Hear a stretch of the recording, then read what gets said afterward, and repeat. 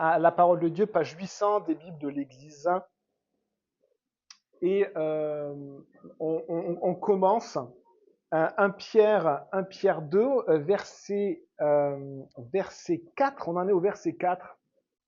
Approchez-vous de Christ, la pierre vivante rejetée par les hommes, mais choisie et précieuse devant Dieu.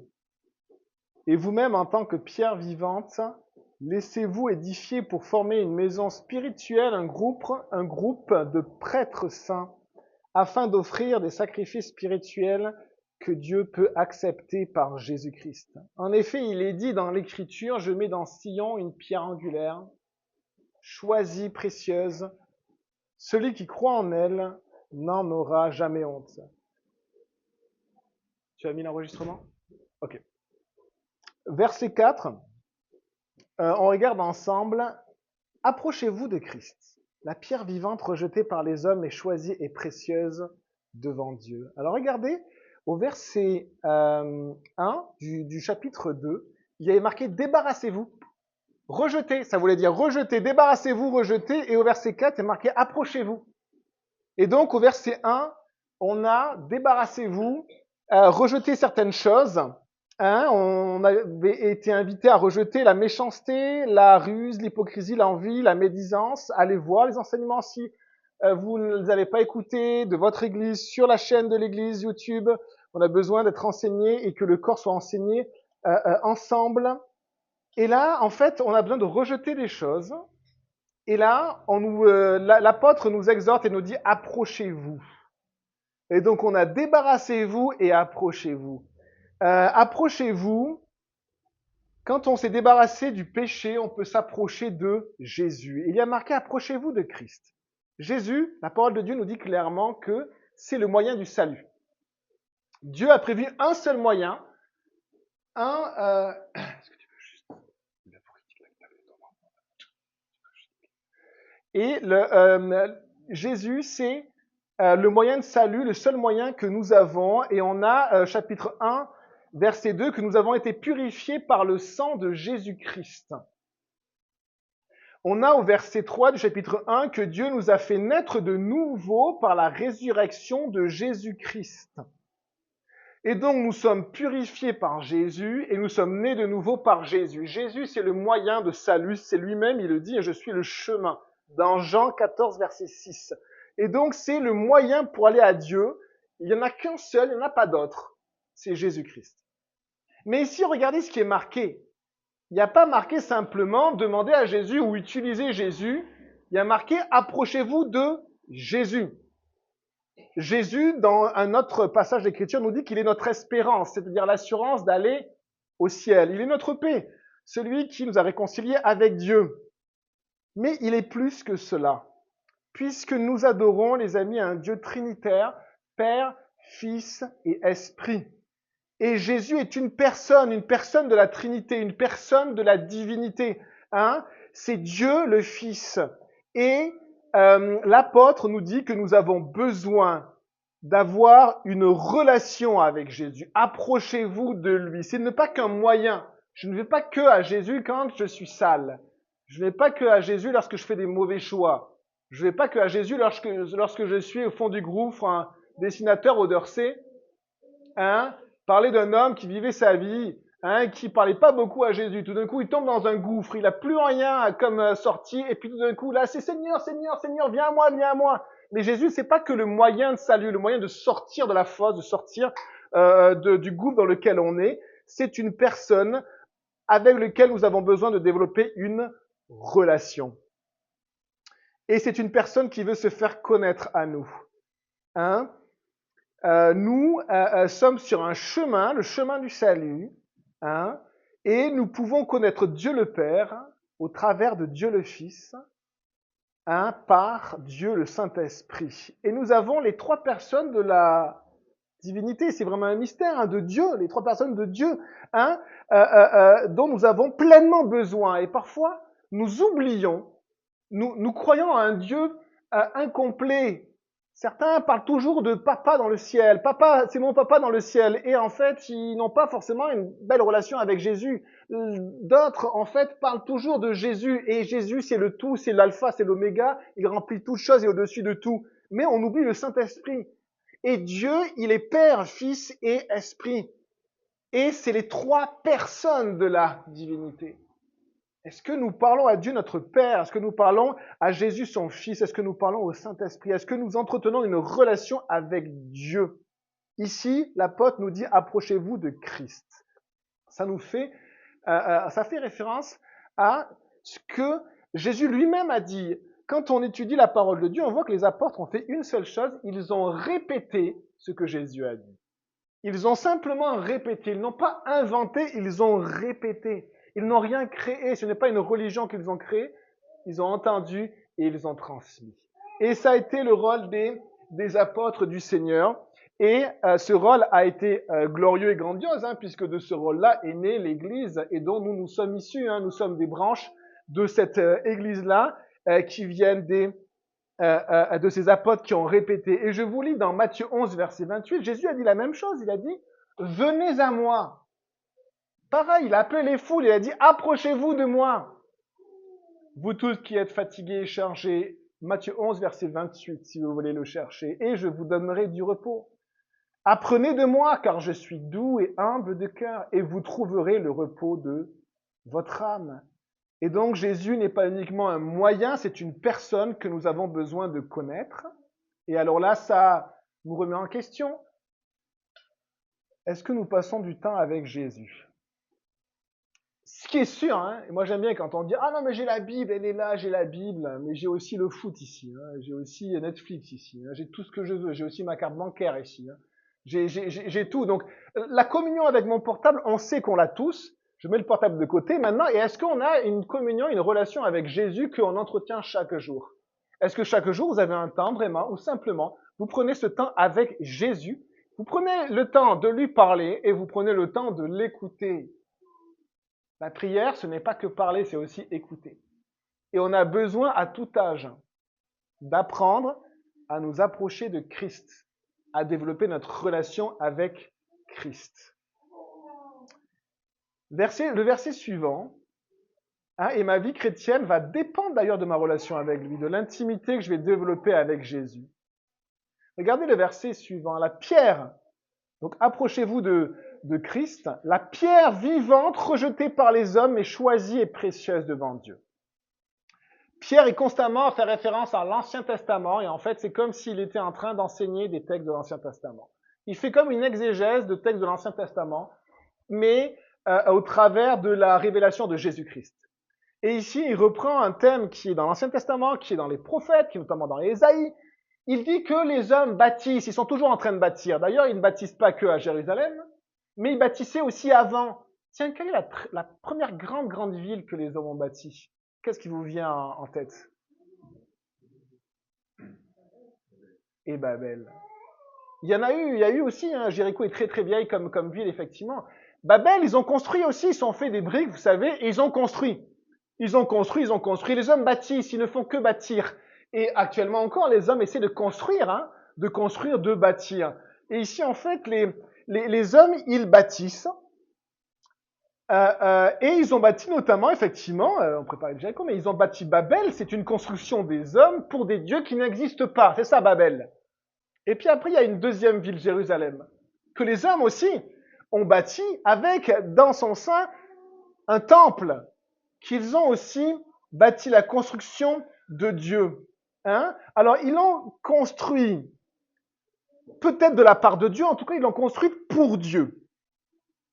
Eh bien, Dieu va présenter à l'homme qui est en train de construire, peut-être Jérusalem, peut-être le temple de Dieu, il va présenter à l'homme une pierre particulière. On construit avec des pierres. Il va présenter une pierre particulière dans l'œuvre de construction. Et cette pierre-là, on la retrouve dans Ésaïe 28, verset 16. Vous pouvez prendre ce passage puisque c'est le passage référence que cite l'apôtre. Ésaïe, Jérémie, vous prenez les psaumes, après les psaumes, vous allez trouver Ésaïe, Jérémie, Ésaïe 28, verset 16. Et on a ici une pierre particulière.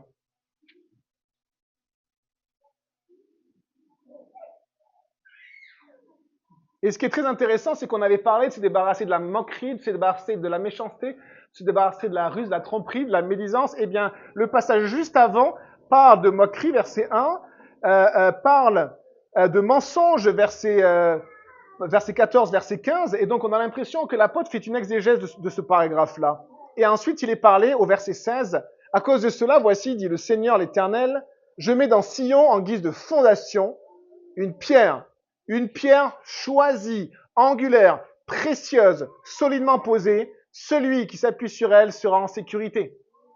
Et donc ici, il parle d'une pierre particulière que Dieu a choisie, que Dieu va présenter à ceux qui bâtissent. Et ce qui est très intéressant, c'est qu'il va les présenter à des gens qui bâtissent le temple de Dieu. Mais ils bâtissent en fait une religion. Et il va présenter cette pierre-là, et cette pierre-là, c'est la pierre, on voit, qui est vivante, nous dit l'apôtre. C'est la pierre vivante. Et le terme vivant, c'est le terme zao qui porte en lui la vie.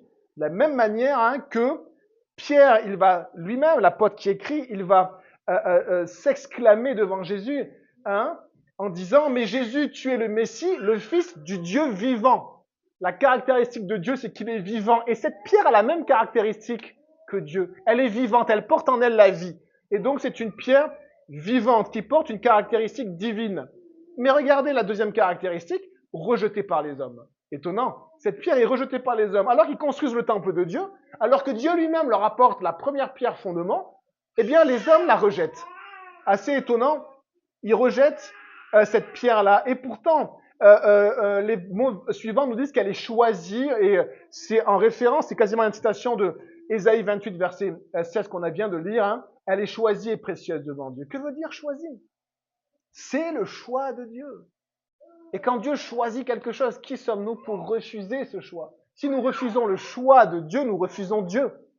Et elle est précieuse. Et ce mot-là, précieux, signifie d'une importance plus grande. Et donc, elle est d'une importance plus grande. C'est-à-dire que c'est une pierre qui est plus importante que les autres pierres. Et donc, Dieu choisit une pierre, la donne à l'homme et lui dit, c'est avec celle-ci que tu vas devoir construire et la mettre dans tes fondations, la pierre fondement. Et ces pierres d'angle, en fait, étaient les premières pierres qu'on mettait à un édifice et allaient montrer la direction des deux murs principaux. Donc, c'est une pierre fondement, une pierre de direction et une pierre première qui est mise en premier sur lesquelles on va construire. Eh bien, elle est choisie et précieuse. Et donc, rejeter Jésus, c'est donc rejeter le choix de Dieu et ce que lui-même déclare comme étant au-dessus des autres. Et donc, c'est rejeter Dieu lui-même. Et regardez la suite, ce que nous dit l'apôtre. Il nous dit, et vous-même en tant que pierre vivante. Il parle de Jésus, la pierre vivante, et il dit, et vous-même, il parle aux croyants, à ceux qui ont donné leur vie à Jésus, et vous-même comme pierre vivante. Et les termes sont exactement les mêmes. Lithos pour pierre, zao pour vivant. C'est exactement la même caractéristique. Il parle de Jésus en le décrivant comme étant pierre vivante, et il parle de chacun d'entre nous qui avons donné notre vie à Jésus, qui nous sommes abandonnés à Jésus, qui le considérons comme sauveur, mort pour nous, Seigneur, le Maître. Il nous appelle de la même manière. Et vous-même, en tant que pierre vivante. C'est très très étonnant. Et un passage nous dit que dans 2 Pierre, alors si vous avez 1 Pierre, ben vous pouvez prendre 2 Pierre. Je fais pas mal traverser dans la parole de Dieu aujourd'hui. Vous pouvez tourner jusqu'à 2 Pierre, prendre le chapitre 1 de 2 Pierre, et on va lire les versets 3 et 4. Comment est-ce possible que Dieu nous appelle avec les mêmes caractéristiques que son propre Fils? Comment est-ce possible que nous ayons ce qualificatif de vivant qui normalement appartient à Dieu seul? Verset 2 Pierre 1, verset 3. La divine puissance de Dieu nous a donné tout ce qui est nécessaire à la vie et à la piété, en nous faisant connaître celui qui nous a appelés par sa propre gloire et par sa force. On retient là la vie de Jésus et la piété. Celle-ci, donc cette vie et cette piété, nous assurent les plus grandes et les plus précieuses promesses. Ainsi, grâce à elles, vous pouvez fuir la corruption. C'est exactement ce qu'on a vu dimanche dernier. Éloignez de vous, rejetez le péché qui existe dans le monde par la convoitise et devenir, écoutez ça, participants de la nature divine et devenir participants de la nature divine. Nous avons vu dans le chapitre 1 que Dieu nous a fait naître de nouveau par la mort et la résurrection de Jésus. Et le but de Dieu, c'est de nous faire participer à sa propre nature. C'est-à-dire que quand nous naissons de nouveau, notre nouvelle nature a la même nature que Dieu lui-même. Nous devenons des pierres vivantes comme Jésus est une pierre vivante. Et qu'est-ce que Dieu veut faire? Il veut nous intégrer à son édifice. Parce que les hommes construisent, on l'a vu, hein, ils se construisent des Babel, des Jéricho, des plein de villes. Mais Dieu construit aussi un temple. Jésus lui-même le dit, hein, lui-même il le dit dans Matthieu 16, verset 18. Et il utilise aussi l'analogie des pierres. Il dit, et moi, je te dis, il parle à Simon, il dit, je te dis que tu es Pétros, c'est-à-dire une pierre. Et que sur cette pétra, sur ce roc, je bâtirai mon église, et que les portes du séjour des morts ne prévaudront point contre elle. Jésus bâtit son église avec des pierres, et vous êtes ces pierres, et j'en fais partie. Il construit un édifice, un temple. Et ce temple, c'est l'église. Et nous l'avons cité ce matin, ne savez-vous pas que vous êtes le temple du Dieu vivant et que l'Esprit de Dieu habite en vous? Et donc ici, on a une analogie similaire.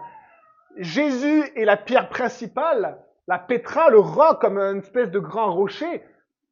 Et Pierre, lui, c'est une des premières pierres.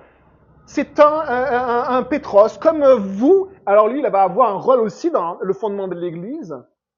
Et vous savez comment on faisait pour construire des maisons en Judée? On a des très beaux témoignages du XVIIIe siècle et du XIXe siècle, et qui ont gardé la même culture que la culture de Jésus. La terre d'Israël est une terre assez caillouteuse, et il faut creuser pour arriver au rocher. Et quand on est au rocher, comme il y a chaque année des grandes inondations qui peuvent balayer tout ce qu'on a construit, eh bien, ils creusent jusqu'au rocher. Et quand ils ont le rocher, ils mettent les pierres. Et donc, ils peuvent construire les fondations et puis enfin les murs. Ben, Jésus, c'est ce rocher-là. C'est cette pétra, ce roc, sur lequel il a mis Simon-Pierre, et il a mis Jean, il a mis Jacques, il a mis les 12 apôtres comme première pierre sur le roc. Et après, il a bâti son église. Et nous sommes des pierres que Dieu veut utiliser et mettre dans son temple. Alors là, on va voir après comment. Comment Jésus fait de nous des personnes de même nature que lui et il nous intègre à son édifice. Regardez ce qui est marqué par la suite. Laissez-vous édifier pour former une maison spirituelle, un groupe de prêtres saints afin d'offrir des sacrifices spirituels que Dieu peut accepter par Jésus-Christ. Hein, donc, et vous-même, en tant que pierre vivante, laissez-vous édifier. Là, ces termes-là sont vraiment cruciaux et le titre du message, on reprend bien sûr le texte, c'est « En Jésus, qui est la pierre vivante, par l'Esprit ». Et on va essayer de comprendre ceci. Trop de chrétiens vivent leur vie en faisant la confusion entre ce que c'est que la liberté chrétienne et le chaos. Le chaos, c'est moi je fais ce que je veux. Et c'est la définition d'ailleurs du monde. Hein. C'est-à-dire que le monde me dit, tu es libre, fais ce que tu veux. Et donc, c'est moi qui choisis mon cadre et je fais ce que je veux. Ça s'appelle le chaos. Dieu met un cadre, il met une structure. Et dans cette structure, il y a la liberté. Mais regardez ce qui est marqué. Laissez-vous édifier. Ça veut dire arrêtez de résister.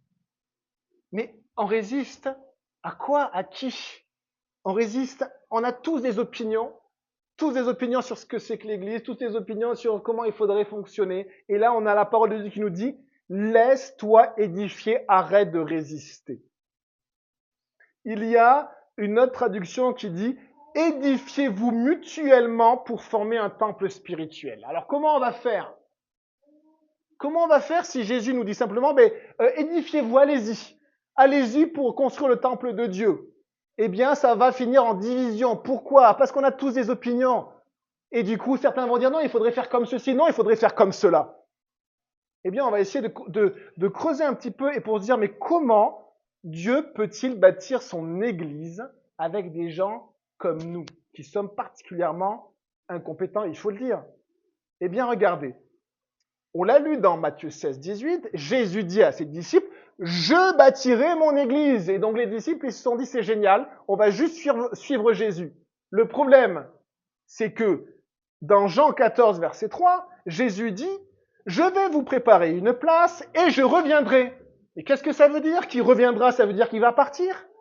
Jésus dit à ses disciples, en fait, je vais partir. Mais comment on va faire pour construire ton église puisque c'est toi qui dois la construire si tu pars?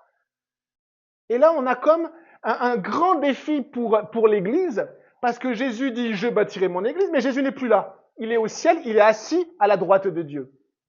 Et regardez, je vous invite à prendre Jean chapitre 14. On va essayer de comprendre comment Jésus bâtit son église aujourd'hui. Jean chapitre 14. J'espère que ça va nous toucher. J'espère que on est là vraiment, qu'on va pas s'endormir dans la parole de Dieu, hein, comme cet homme qui écoutait l'apôtre Paul, qui était long, qui est tombé de la fenêtre et qui est mort. Paf. On va essayer de vraiment d'écouter, d'accord? Jean 14. Verset maintenant 5, donc verset 3, on l'a lu, je vais vous préparer une place, je reviendrai, je vous prendrai avec moi afin que là où je suis, vous y soyez aussi. Oui, mais ça c'est pour le ciel, ou c'est quand Jésus viendra régner, mais maintenant, comment tu fais pour bâtir ton église si tu n'es plus là? Verset 5, Jean 14, verset 5, Thomas ne comprend rien, alors lui, c'est le cerveau avant tout, donc il est toujours out sur tout ce qui est spirituel, puisque c'est son raisonnement, c'est son intelligence, et il dit du coup à Jésus, Seigneur, nous ne savons pas où tu vas. Comment pouvons-nous en savoir le chemin? Et Jésus va dire qu'il va vers son Père, mais ça veut dire qu'il a pu être sur la terre. Mais regardez le verset 16. Et ce verset 16 est le verset clé pour l'Église. Regardez. Verset 16. Quant à moi, je prierai le Père, et il vous donnera un autre paraclète, qui peut être traduit par défenseur, consolateur, exhortateur ou conseiller. Paracaléo, c'est exhorter. Paraclète, c'est l'exhortateur. C'est aussi un avocat, c'est celui qui est à côté d'une personne pour l'aider. Et il est dit, je vous donnerai un autre paraclète afin qu'il reste éternellement avec vous. L'esprit de la vérité que le monde ne peut pas accepter parce qu'il ne le voit pas et ne le connaît pas. L'esprit de Jésus ne se voit pas. Jésus, on pouvait le voir, mais Jésus est retourné au ciel. L'esprit de Dieu, on ne le voit pas. Et pourtant, Jésus nous l'a envoyé et il dit que c'est un autre, et le terme grec, c'est autre, identique à lui-même. Donc Jésus nous donne finalement son esprit. C'est comme si c'est lui-même, la présence même de Jésus, mais on ne le voit pas. Le Saint-Esprit, l'Esprit de Dieu, Dieu est trinitaire, Père, Fils et Esprit. Et il dit ceci, il restera avec vous et il sera en vous. Je ne vous laisserai pas orphelins. Je reviens vers vous. Et Jésus, en fait, nous parle du Saint-Esprit.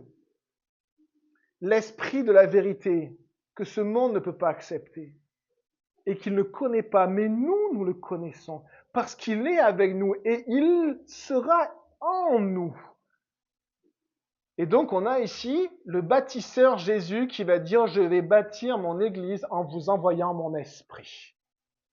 Je vais bâtir mon église en vous envoyant mon esprit. Et donc, si vous ne connaissez pas le Saint-Esprit, si vous ne connaissez pas la troisième personne de la divinité, comment allez-vous faire pour vivre l'église et pour vivre ce que Dieu veut pour vous?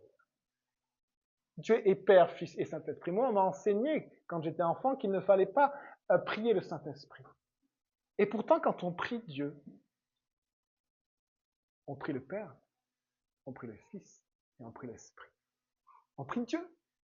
L'Esprit de Dieu est Dieu. Et on a besoin de connaître Dieu, de développer notre relation d'intimité avec Dieu le Père, avec Jésus et avec le Saint-Esprit. Un verset nous dit même que Dieu chérit l'Esprit qu'il a mis en nous. C'est-à-dire qu'il aime et il lui fait toute la place, la plus belle place, On a offert quelques cadres aujourd'hui à un couple qui s'est marié pour avoir un petit peu de déco. Ils en ont bien assez peut-être, mais un petit peu de déco pour faire une maison belle. Eh bien, nous, est-ce que notre maison, elle est belle? Elle est belle pour le Saint-Esprit. Est-ce qu'on l'a préparée? Est-ce qu'on chérit le Saint-Esprit et qu'on enlève tout ce qui rejette le Saint-Esprit de nos vies? Et on l'a déjà cité. La convoitise, le péché, la méchanceté et toutes choses semblables. Et laissez-vous édifier. Laissez le Saint-Esprit agir. Mais si chacun d'entre vous dit, moi le Saint-Esprit m'a parlé, on va faire comme ça sera un chaos parce que le Seigneur a donné un cadre. Et dans ce cadre-là, l'Église peut grandir. Et le cadre est très simple. Pasteur, ancien, diacre. C'est le cadre de Dieu. Des responsables d'église qui ne peuvent pas tout prendre, donc que le Seigneur, comme avec Moïse qui à un moment donné ne pouvait pas, qui n'était pas un directeur mais un conducteur du peuple, il ne pouvait pas tout gérer, à un moment donné il y a eu 70 anciens qui vont prendre une partie de sa charge et des serviteurs de l'église pour que l'église fonctionne. Même si on est tous serviteurs, on est tous diacres du Seigneur, on sert tous le Seigneur. Pasteur, ancien diacre, et ça c'est un cadre, c'est la structure, c'est les poteaux de la maison, et après, pour la déco, pour les chaises, pour toute la vie qu'il va y avoir à l'intérieur, eh bien le Saint-Esprit va montrer. Mais s'il n'y a pas de cadre, les amis, il n'y a pas de maison. S'il n'y a pas la fondation de Jésus, il n'y a pas de maison. Mais s'il n'y a pas de mur, il n'y a pas de maison. Laissez-vous édifier pour former une maison spirituelle. Et on avance un petit peu plus sur cette expression qui est révolutionnaire. Elle est révolutionnaire. Un groupe de prêtres saints. Mais à qui il parle, l'apôtre? À qui il parle? Un groupe de prêtres saints afin d'offrir des sacrifices spirituels que Dieu peut accepter par Jésus-Christ. Comment, à l'époque de l'Ancienne Alliance, pouvions-nous aller à Dieu? Il nous fallait un prêtre. On allait voir un prêtre. Et d'ailleurs, souvent, mes frères et sœurs africains, vous prenez souvent le pasteur comme un prêtre. Quand j'ai des frères africains, souvent ils me prennent la main comme ça, on a l'impression qu'ils me caressent parce qu'ils vont obtenir une bénédiction. Pasteur, pasteur, pasteur, la bénédiction ne vient pas de moi. Je ne suis pas un prêtre, il n'y a plus de prêtre parce que là, l'enseignement de Jésus est juste révolutionnaire. Nous sommes tous prêtres et nous allons voir ce que ça signifie. Moi, je suis un conducteur de l'Église. Pas un directeur, mais un conducteur. Mais je ne suis pas prêtre. Ou je suis prêtre comme vous. Et vous allez voir ce que l'enseignement du Seigneur ce matin, un groupe de prêtres saints. Avant, comment on allait à Dieu? Il y avait une famille, la famille descendante de Lévi, qui s'occupait du temple. Et dans cette famille-là, il y avait une famille de la tribu, la famille d'Aaron, dont les descendants étaient des prêtres. Et donc, il fallait être de la lignée d'Aaron pour être prêtre. Et donc, si vous vouliez offrir quelque chose à Dieu, vous ne pouviez pas vous-même. Certains le faisaient. C'était des hauts lieux. Certains aussi, ça c'est aussi une tragédie de l'Église, c'est qu'on a tous nos hauts lieux et on dit « Oh, moi j'adore comme ça, moi j'ai mon culte sur Internet, moi j'ai mon truc ici, moi j'ai mon truc ici. » Ça s'appelle des hauts lieux. L'Église de Jésus, c'est l'Église qui se rassemble et qui a cette structure dont on a parlé. Soumission les uns et les autres, soumission au cadre. Eh bien, on allait donc voir un prêtre, on allait au temple et on avait un agneau, on avait peut-être de l'argent, on avait des fois de l'huile, ça pouvait être des offrandes végétales, tout type d'offrandes. Et on allait voir un prêtre. Sans le prêtre, on ne pouvait pas offrir à Dieu. Et on le donnait au prêtre. Et le prêtre, il l'offrait à Dieu avec tout le service du culte qui convenait. Il fallait être un homme. Il fallait avoir un certain âge. Il ne fallait pas être disqualifié. Il fallait être de la descendance d'Aaron. Et il fallait même être choisi suivant les services pour être présent à ce moment-là.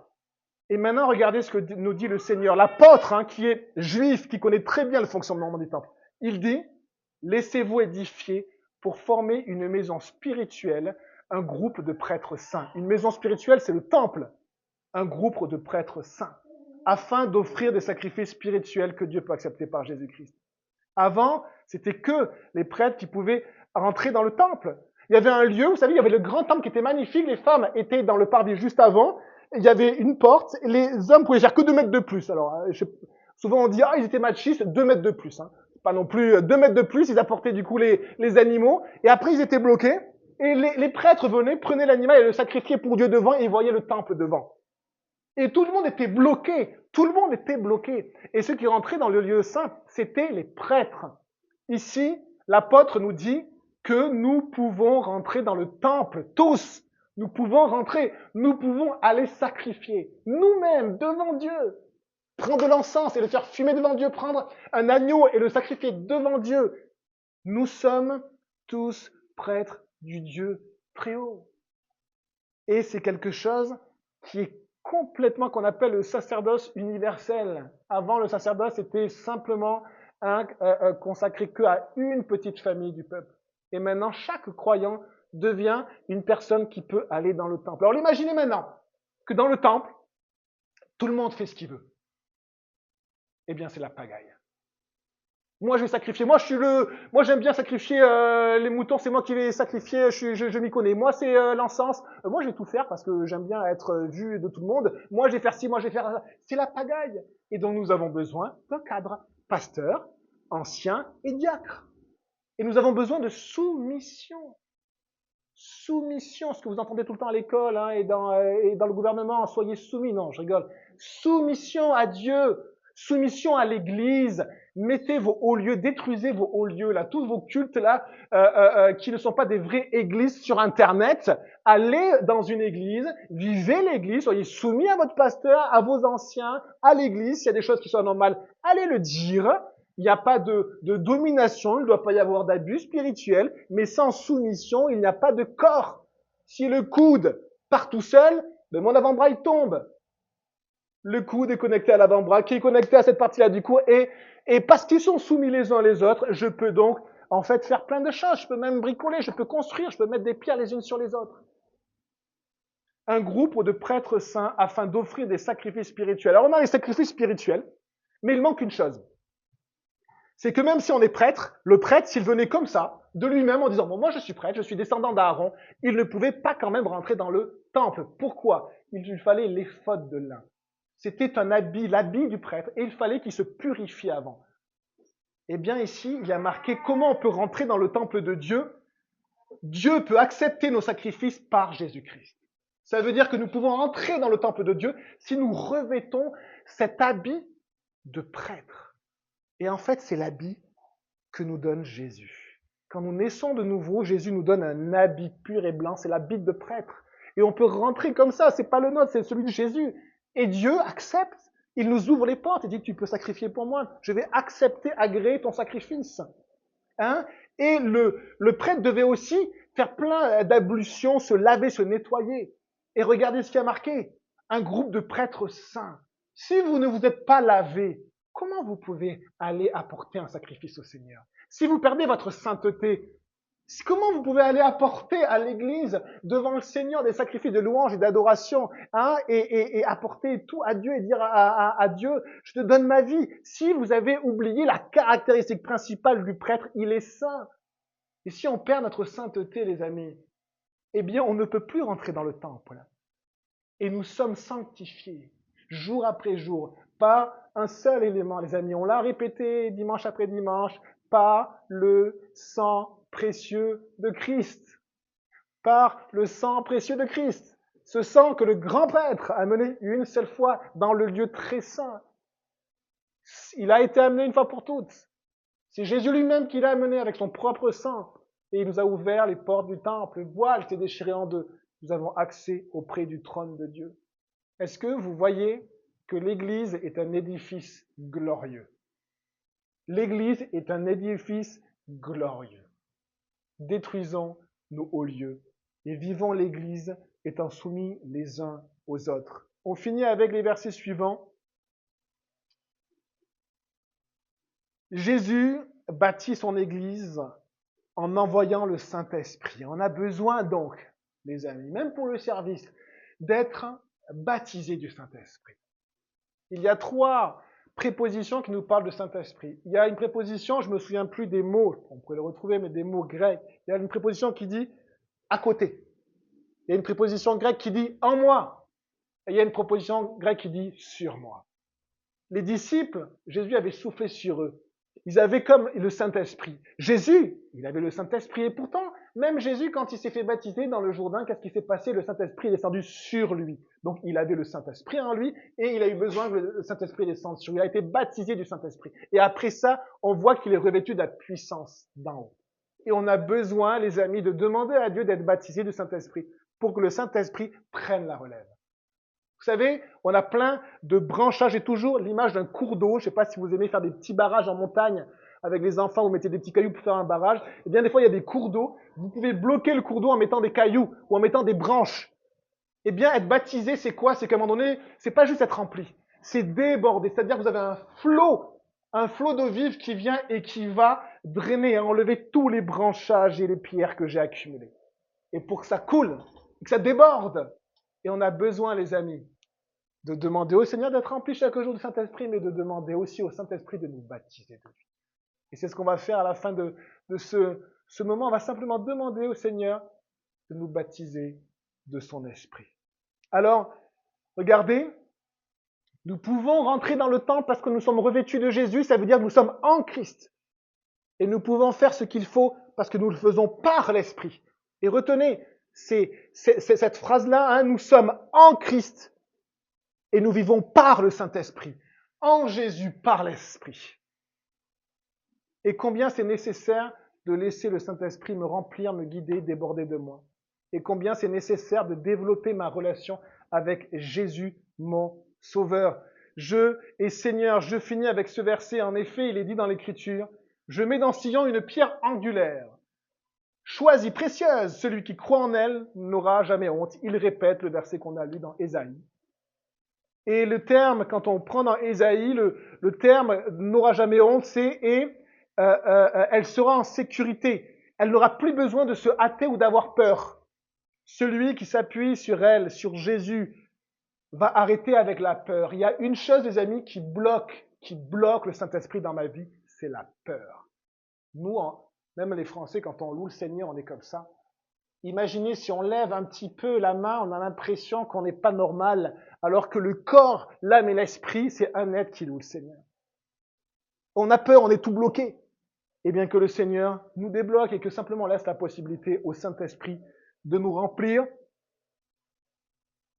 Je lis ce verset-là. Venez à moi, vous tous qui êtes fatigués et courbés sous un fardeau, je vous donnerai du repos. Acceptez mes exigences, laissez-vous instruire par moi, car je suis doux et humble de cœur, et vous trouverez le repos pour votre âme.